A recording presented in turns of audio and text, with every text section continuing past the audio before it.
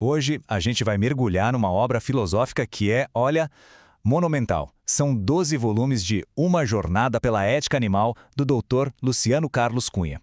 É uma tentativa, e que tentativa, de mapear de forma sistemática um dos debates mais complexos e, vamos ser sinceros, desconfortáveis do nosso tempo. E essa frase ela já diz tudo, né? É a proposta central que guia a obra inteira. A ideia aqui não é só, apresentar um monte de argumento. É mais um convite para um exercício de honestidade intelectual, de ter a coragem de olhar para as nossas próprias crenças, aquelas mais fundas, e perguntar: será que isso se sustenta mesmo? O que o Dr. Cunha se propôs a fazer foi algo realmente ambicioso. Ele lançou um volume por mês durante um ano inteiro. O objetivo? Tornar as questões mais profundas da ética animal acessíveis para todo mundo, indo do mais básico até o mais avançado. Então vamos lá. Primeira parte, o arquiteto da jornada. Para a gente entender essa jornada, primeiro a gente precisa conhecer quem a desenhou. Olha só que perfil interessante. O Dr. Cunha não é só um acadêmico com doutorado em filosofia. Ele está na linha de frente, coordenando a ONG Ética Animal, ele comunica as ideias dele no podcast, dá aulas em universidades e ainda por cima expressa sua visão de mundo através da música. É uma combinação bem fascinante de rigor acadêmico com criatividade. Agora, a segunda parte, a fundação filosófica. É aqui que a gente vai entender o alicerce, a base de todo o argumento dele, o conceito de especismo. O ponto de partida é o problema central que o Cunha ataca, o especismo. A ideia aqui é importante. Não é para ser um insulto, mas sim um conceito bem preciso. É um tipo de preconceito, muito parecido com outros que a nossa sociedade já está tentando superar. Tá, mas por que essa forma de discriminação é tão resistente? O Cunha conta duas razões psicológicas que são muito fortes. Primeiro, o autointeresse. É claro, é sempre mais fácil defender um sistema quando não se é a vítima dele. E segundo, isso aqui é muito interessante, o tal do efeito de credencial moral. Sabe aquela sensação de que, eu já faço o suficiente, ou eu sou uma pessoa boa? Então, paradoxalmente, isso pode nos impedir de enxergar outros preconceitos que a gente ainda tem. Isso leva a gente, logicamente, para a pergunta fundamental. Se a gente rejeita a espécie como um critério justo, porque afinal é arbitrário, qual critério a gente deveria usar no lugar? A resposta que o Cunha propõe é: sem ciência. Para ele, a linha que deveria dividir a moralidade não é a inteligência, nem a linguagem, nem a espécie, mas simplesmente a capacidade de sentir.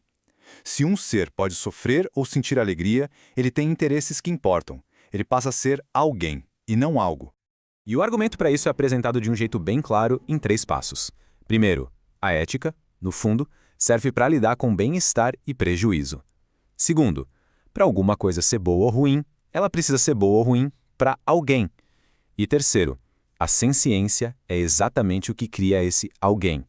Uma lógica bem direta que busca ser universal. Vamos para a terceira parte, confrontando dilemas. Com a teoria já estabelecida, como é que ela se sai nos problemas complexos do mundo real? Essa aqui é uma das objeções mais comuns, né? Se um animal não tem um conceito abstrato do futuro ou da própria morte, qual seria o problema de tirar a vida dele, contanto que seja sem dor? A resposta do Cunha é poderosa, porque ela nos força a usar a mesma lógica com humanos. Ele argumenta que o grande problema da morte não é o medo ou o entendimento dela, mas sim a privação de tudo de bom que a vida ainda poderia ter. Afinal, ninguém diria que tudo bem matar uma criança bem pequena só porque ela não entende a morte. O dano é a vida que se perdeu. E aqui a gente viu um conflito que muita gente ignora. É comum pensar que ética animal e ambientalismo são a mesma coisa. Mas o Cunha mostra que os focos são totalmente diferentes. A ética animal valoriza o indivíduo. Já o ambientalismo tradicional valoriza o coletivo, a espécie, o ecossistema. E isso pode levar a conclusões opostas, como nos casos de controle de espécies invasoras. Quarta seção, a próxima fronteira. Agora a análise vai para as questões mais futuras, mais desafiadoras da ética. Pensa um pouquinho nessa pergunta. Qual a primeira imagem que aparece na cabeça?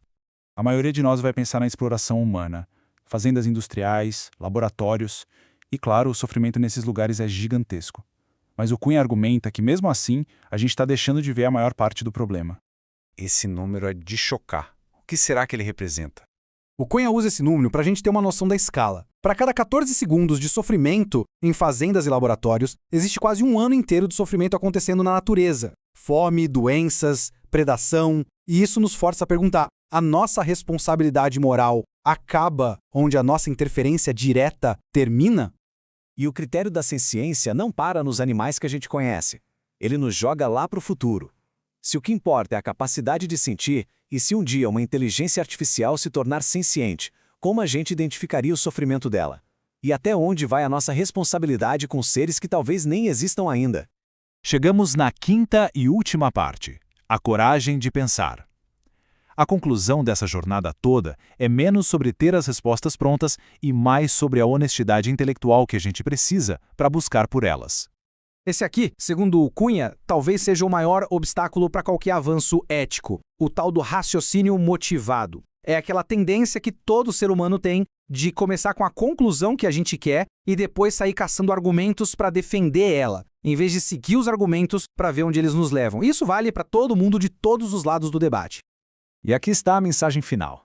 O verdadeiro motor do progresso, seja na ciência, seja na ética, não é estar certo, é estar disposto a descobrir que se estava errado.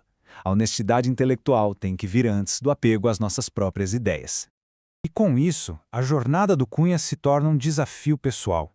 Depois de explorar todos esses argumentos, a pergunta final não é sobre os animais ou o futuro. A pergunta é sobre nós. Qual ideia que hoje nos parece tão segura e tão óbvia a gente estaria disposto a colocar à prova?